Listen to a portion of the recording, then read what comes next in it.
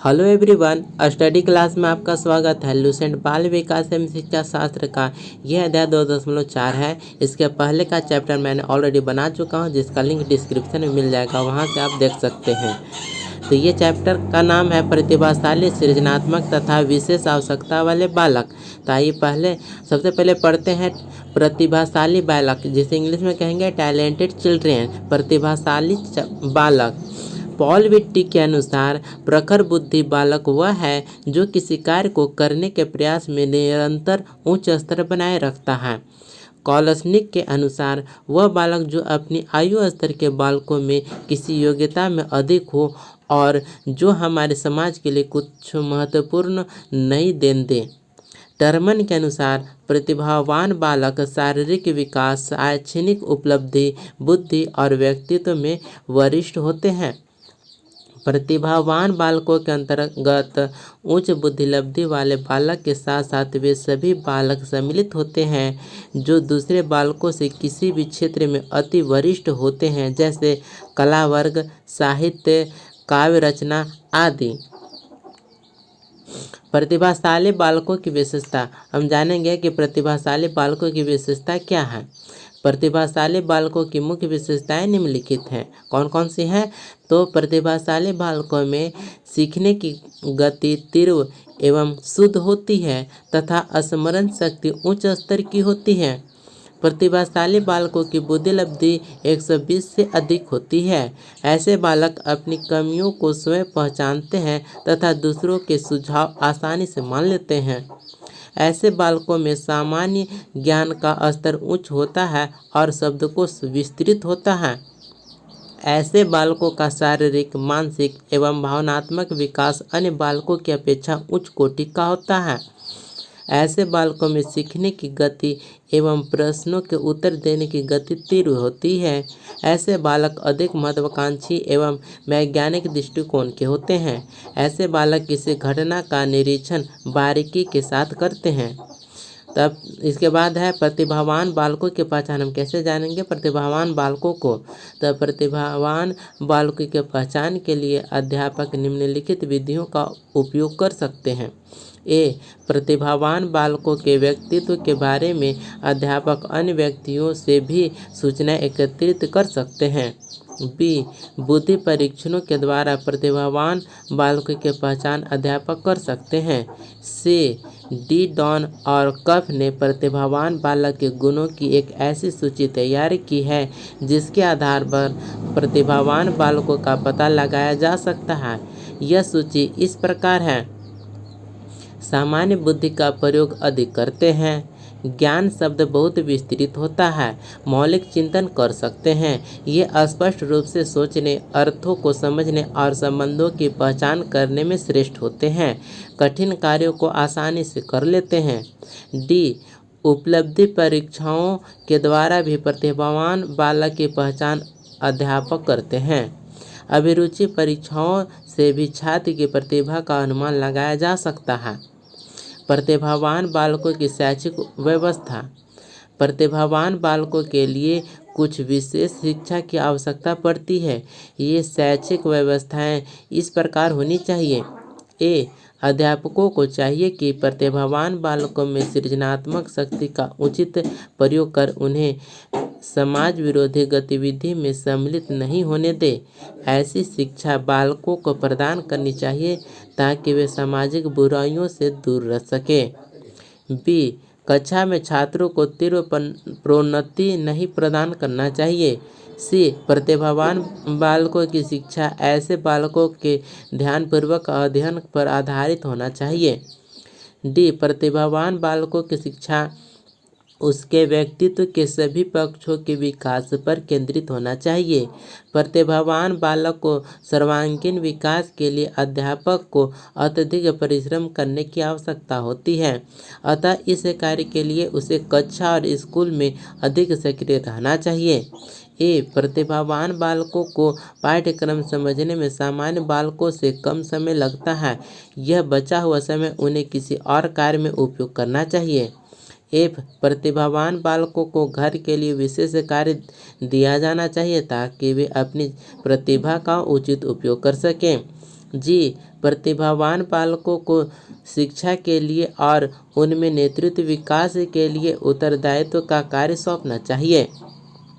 अब हम जानेंगे सृजनात्मकता यानी क्रिएटिविटी। सृजनात्मकता वो अवधारणा है सृजनात्मकता वह अवधारणा है जिसमें उपलब्ध साधनों से नवीन या अनजानी वस्तु, विचार या धारणा को जन्म दिया जाता है। सृजनात्मकता का अर्थ है रचना संबंधी योग्यता, नवीन उत्पाद की रचना। मनोवैज्ञानिक दृष्टि से सृजनात्मक स्थिति अन्वेषणात्मक होती है। रूस के अनुसार सृजनात्मक मौलिकता वास्तव में किसी भी प्रकार की क्रिया में घटित होती है। सृजनात्मकता के तत्व एलिमेंट्स ऑफ क्रिएटिविटी। गिलफोर्ड के अनुसार सृजनात्मकता के तत्व निम्नलिखित हैं। ए, तात्कालिक स्थिति से परे जाने की योग्यता। जो व्यक्ति वर्तमान परिस्थितियों से हटकर उससे आगे की सोचता है और अपने चिंतन को मूर्त रूप देता है, उसमें सृजनात्मक तत्व पाया जाता है। बी, समस्या की पुनर्व्याख्या। सृजनात्मकता का एक तत्व समस्या की पुनर्व्याख्या है। वकील, अध्यापक, व्याख्याता, नेता आदि इस रूप में सृजनात्मक कहलाते हैं कि वे समस्या की व्याख्या अपने ढंग से करते हैं। सी, सामंजस्य। जो बालक तथा व्यक्ति असामान्य किंतु प्रासंगिक विचार तथा तथ्यों के साथ समन्वय स्थापित करते हैं, वे सृजनात्मक कहलाते हैं। डी, अन्य के विचारों में परिवर्तन। ऐसे व्यक्तियों में भी सृजनात्मकता विद्यमान रहती है जो तर्क, चिंतन तथा प्रमाण द्वारा व्यक्तियों के विचारों में परिवर्तन कर देते हैं। सृजनात्मकता की विशेषताएं यानी कैरेक्टरिस्टिक्स ऑफ क्रिएटिविटी। हरलॉक के अनुसार सृजनात्मकता की प्रमुख विशेषताएं निम्नलिखित है। ए, सृजनात्मकता एक प्रक्रिया या योग्यता है, यह उत्पादन नहीं है। बी, सृजनात्मकता की प्रक्रिया लक्ष्य निर्देशित होती है अथवा यह समूह और समाज के लिए लाभदायक होती है। सी, सृजनात्मकता मौखिक हो या लिखित, यह चाहे मूर्त हो या अमूर्त, प्रत्येक अवस्था में व्यक्ति के लिए यह अभूतपूर्व होती है। डी, सृजनात्मकता चिंतन का एक तरीका है, यह बुद्धि का पर्यायवाची नहीं है। सृजन यानी क्रिएशन। सृजन की योग्यता मान्य ज्ञान की अर्जन पर आधारित है। एफ, सृजनात्मकता एक प्रकार की नियमित कल्पना है जिससे किसी न किसी उपलब्धि का निर्देशन प्राप्त होता है। अब हम पढ़ेंगे सृजनात्मकता की पहचान यानी आइडेंटिफिकेशन ऑफ क्रिएटिविटी। सृजनात्मकता की पहचान। सृजनात्मकता की पहचान करना शिक्षक के लिए अत्यंत आवश्यक है। सृजनशील बालकों की पहचान इस प्रकार की जा सकती है। ए, सृजनशील बालकों में मौलिकता के दर्शन होते हैं। सृजनशील बालकों का दृष्टिकोण सामान्य व्यक्तियों से अलग होता है। बी, स्वतंत्र निर्णय की क्षमता सृजनशील की पहचान है। सी, परिहासप्रियता भी सृजनात्मकता की पहचान है। डी, उत्सुकता भी सृजनात्मकता का एक आवश्यक तत्व है। ई, सृजनशील बालकों में संवेदनशीलता अधिक पाई जाती है। एफ, सृजनशील बालकों में स्वायत्तता का भाव पाया जाता है। नेक्स्ट हम पढ़ेंगे बालकों के लिए सृजनात्मकता का महत्व यानी importance of creativity for children. सृजनात्मकता का बालकों के लिए बहुत अधिक महत्व है क्योंकि इससे बालकों को संतोष ही प्राप्त नहीं होता बल्कि बालक को इससे व्यक्तिगत आनंद भी प्राप्त होता है। सृजनात्मकता से प्राप्त संतोष और आनंद का बालकों के व्यक्तित्व पर महत्वपूर्ण प्रभाव पड़ता है। उदाहरण के लिए बच्चे अपने खेल में जब किसी नई खोज का सृजन करते हैं तो उन्हें बहुत आनंद आता है और संतोष प्राप्त होता है। वह अपने खेल में किसी डिब्बे को उल्टा कर लकड़ी से पीटने वाला बाजा बना सकते हैं, 2 कुर्सियों पर चादर ढककर छुपने के लिए घर बना सकते हैं या दीवार पर अपने ढंग से स्याही, पेंसिल या खड़िया से ड्राइंग बना सकते हैं। सृजनात्मकता का परीक्षण यानी एक्सपेरिमेंट्स ऑफ क्रिएटिविटी। सृजनात्मकता का परीक्षण। सृजनात्मकता की पहचान के लिए गिलफोर्ड ने अनेक परीक्षणों का निर्माण किया है। ये परीक्षण निरंतरता, लोचनीय मौलिकता तथा विस्तार का मापन करते हैं।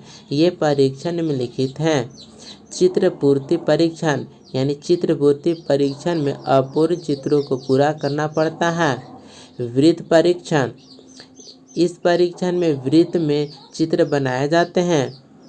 प्रोडक्ट इम्प्रूवमेंट टारक, चुने के खिलौनों द्वारा नूतन विचारों को लेखबद्ध करके सृजनात्मकता पर बल दिया जाता है। टीन के डिब्बे, खाली डिब्बों से नवीन वस्तुओं का सृजन कराया जाता है। फ्रायड का मनोविश्लेषणात्मक सिद्धांत यानी फ्रायड्स साइको एनालिटिकल थ्योरी। फ्रायड का मनोविश्लेषणात्मक सिद्धांत। फ्रायड पहला व्यक्ति था जिसने सर्वप्रथम बाल्यावस्था के अनुभवों को वयस्क व्यवहार और चेतन्यता का आधार बताया। फ्रायड के अनुसार व्यक्तित्व के 3 भाग हैं: ID, ego, super ego. ID यानी ईड अचेतन मस्तिष्क का प्रतिनिधित्व करता है। अचेतन में निहित विभिन्न प्रकार की इच्छाओं, प्रेरणाओं और वासनाओं की तुरंत संतुष्टि चाहता है। यह सुखवादी सिद्धांतों से पूर्णतः प्रभावित होता है। ईगो, यह ईड का ही विकसित रूप है। व्यक्तित्व का तार्किक व्यवस्था विवेकपूर्ण भाग है, परंतु इसे शक्ति ईड से ही प्राप्त होती है। यह वातावरण के साथ समझौता करके ईड की सुपर ईगो इच्छाओं को पूरा करने में मदद करता है। अब हम जानेंगे सुपर ईगो। सुपर ईगो व्यक्ति का अंत में विकसित होने वाला नैतिक पक्ष है। यह बाल्यावस्था में ईगो से ही विकसित होता है। उदाहरण, माना कि एक लड़की सड़क पर जा रही है। उसी दिशा में जा रहे एक लड़के के मन में उस लड़की के साथ कुछ गलत करने की इच्छा उठती है। फिर लड़के के मन में दूसरी इच्छा उठती है कि यह जगह उपयुक्त नहीं है, कोई देख लेगा तो पिटाई होगी। आगे जाने के बाद जहाँ सुनसान है वहाँ इसके साथ यह करना उपयुक्त होगा। लड़की के पीछे चलते चलते उसके मन में तीसरी इच्छा उठती है कि यह एक असहाय लड़की किसी की बहन हो सकती है, हमारी बहन के समान हो सकती है तथा किसी के साथ भी गलत नहीं करना चाहिए। अतः लड़के के मन में उत्पन्न पहली इच्छा आईडी ईड की है, दूसरी ईगो की इच्छा है, तीसरी सुपर ईगो की इच्छा है। विशिष्ट बालक यानी स्पेशल चिल्ड्रेन। विशिष्ट बालक को हेवार्ड एवं ऑरलांस्की ने अपनी प्रसिद्ध पुस्तक एक्सेप्शनल चिल्ड्रेन में इस प्रकार परिभाषित किया है।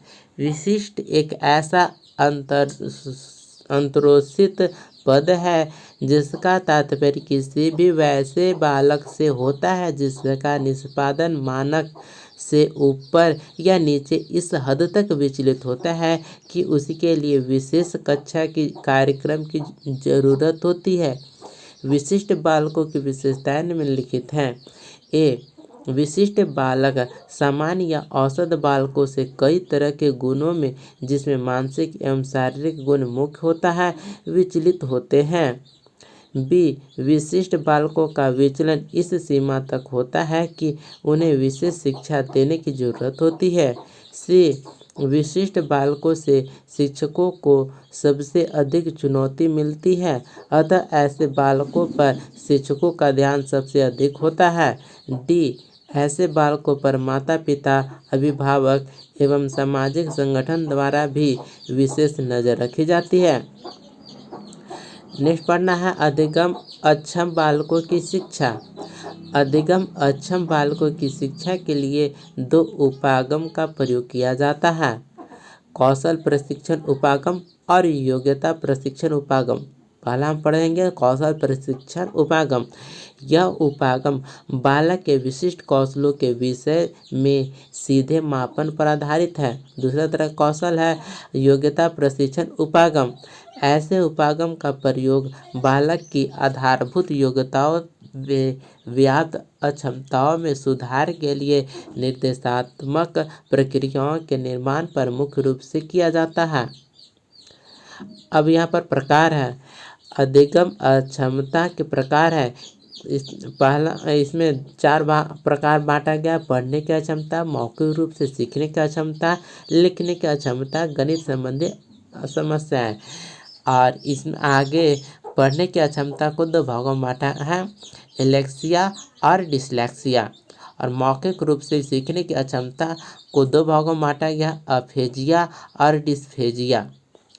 जहाँ लिखने की अक्षमता को आगे 4 भागों में बांटा है, अग्रेफिया, ऑप्रेंक्सिया, डिस्ग्राफिया, डिस्प्रैक्सिया। वही गणित संबंधी समस्याओं को 3 वर्गों में बांटा गया है, verbal dyscalculia, graphical dyscalculia, lexical dyscalculia. ठीक है, तो अब इसके बाद प्रश्नोपयोगी महत्वपूर्ण इम्पोर्टेंट है, परीक्षोपयोगी तो परीक्षा के दृष्टिकोण से महत्वपूर्ण है। परीक्षोपयोगी तथ्य, प्रतिभाशाली बालक वे हैं जिनकी बुद्धिलब्धि 120 से ऊपर होती है। प्रतिभाशाली बालक वह है जो लगातार उच्च स्तर का कार्य निष्पादन किसी भी सामान्य प्रयास के क्षेत्र में प्रदर्शित करता है। गिलफोर्ड ने अभिसारी चिंतन शब्द का प्रयोग सृजनात्मकता के लिए किया है। सृजनशीलता के पोषण के लिए अध्यापक को ब्रेल स्टॉर्मिंग विधि की सहायता लेनी चाहिए। सृजनात्मक शिक्षार्थी वह है जो पार्श्व चिंतन और समस्या समाधान में अच्छा है। सृजनशीलता वह अवधारणा है जिसमें उपलब्ध साधनों से नवीन विचारों को जन्म दिया जाता है। मौलिकता, धारा प्रवाहिता तथा लचीलापन इसके प्रमुख तत्व हैं। पढ़ने की अक्षमता संबंधी विकार को डिसलेक्सिया कहते हैं। ऐसे बालक चोटी को रोटी एवं दरवाजा को वाजा पढ़ते हैं। गणित संबंधी अधिगम अक्षमता के विकार को डिसकैलकुलिया कहते हैं। बच्चे तब सृजनशील होते हैं जब वे किसी गतिविधि में अपनी रुचि से भाग लेते हैं। क्रो के अनुसार सृजनात्मकता मौलिक परिणामों को अभिव्यक्त करने की मानसिक प्रक्रिया है। विशिष्ट आवश्यकता वाले बच्चों के विभिन्न पद होते हैं। ऐसे बच्चों में शामिल हैं बौद्धिक दृष्टि से प्रतिभाशाली बालक तथा मंदबुद्धि बालक, शैक्षिक दृष्टि से तीव्र बालक तथा पिछड़े बालक। तीसरा है शारीरिक दृष्टि से बहरे बालक, कम सुनने वाले बालक, अंधे बालक, दृष्टि दोष से युक्त बालक, विकलांग बच्चे। चौथा है समस्यात्मक दृष्टि से, सामाजिक दृष्टि से कुसंयोजित बालक तथा संवेदनात्मक असंतुलित बालक। ऐसे सभी विशिष्ट बालक शिक्षण के प्रति दृष्टिकोण, विषय वस्तु तथा धारण परिवर्तन की अपेक्षा रखते हैं।